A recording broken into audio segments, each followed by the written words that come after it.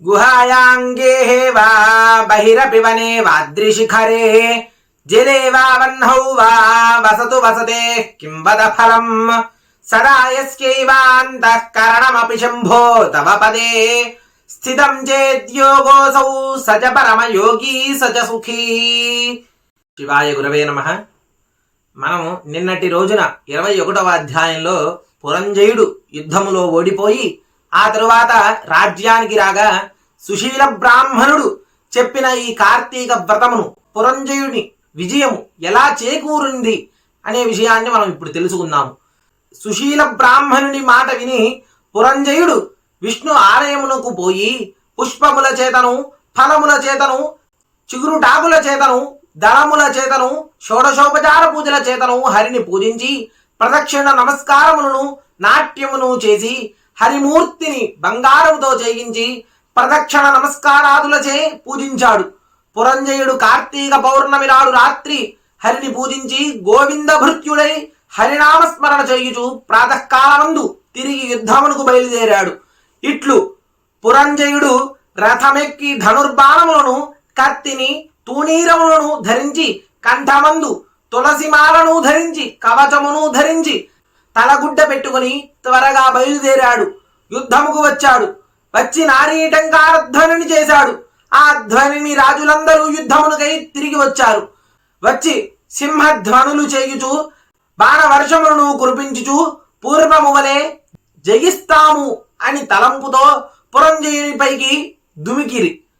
పిమ్మట పరస్పరము పిడుగుల వంటి బాణములతోనూ, వజ్రముల వంటి కత్తులతోనూ, ఐరావతము వంటి ఏనుగులతోనూ, ఆకాశమునకు ఎగురు గుర్రములతోనూ, త్వరగా నడిచెడి రథములతోనూ అన్యోన్య జయకాంక్షతో భయంకరమైన సంకుల యుద్ధమును చేశారు.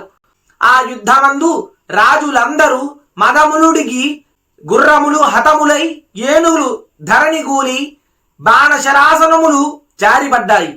కవచములు జీర్ణములై అంగములు ఖండితములై రథ గజ సాది పదాతులు నశించాయి.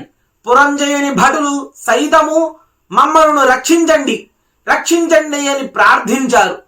కాంభోజరాజు తన సైన్యమంతయు హతమగుటటు చూచి పురంజయునికి ఇప్పుడు జయమని తలంచి యుద్ధమును చాలించి మిగిలిన సేనలతో తన పురమును చేరాడు. పురంజయుడు జయలక్ష్మి ప్రసాదము వలన జయమొందాడు. హరి అనుకూలముగా ఉండిన ఎడల శత్రువు మిత్రువు అవుతాడు, అధర్మము ధర్మమవుతుంది. ఆ హరియే ప్రతికూలముగా ఉన్న మిత్రుడే శత్రువగును, ధర్మమే అధర్మమగును. కార్తీక వ్రతమును చేయుచు సమస్త కష్టములను నశింపచేయువాడును, సమస్త ప్రాణులకు రక్షకుడును అగు హరిని సేవించిన ఎడల సమస్త దుఃఖములు తొలగిపోవునయ్యా. విష్ణు భక్తుడు తేజోవంతుడు, ఇది సత్యము. అందును కార్తీక వ్రతమందు కోరిక ఉండుట మరీ దుర్లభము కదా. కలియుగమందు హరిభక్తులై కార్తీక వ్రతపరాయణులైన వారు శుద్ధ వైష్ణవులని తెలుసుకొనవలెను. కార్తీక వ్రతమును చేయుచు హరిభక్తి కలిగిన శూద్రులు కూడా వైష్ణవోత్తములనబడుదురు. బ్రాహ్మణులై వేదములు చదివినను హరిభక్తి లేని వారు శూద్రులు సమానులవుతారు. వేద భాష్యము చేసి హరిభక్తి కలిగి కార్తీక వ్రతపరాయణుడైన వాడు వైష్ణవోత్తముడు. అట్టి వాని యందు హరి నివాసించును. ఏ జాతివాడు గాని దుస్తర సంసార తరణేచ్ఛగలిగనేని హరిభక్తి చేయవలెను. అట్లైనచో వానిని విష్ణుమూర్తి అప్పుడే తరింపజేయును.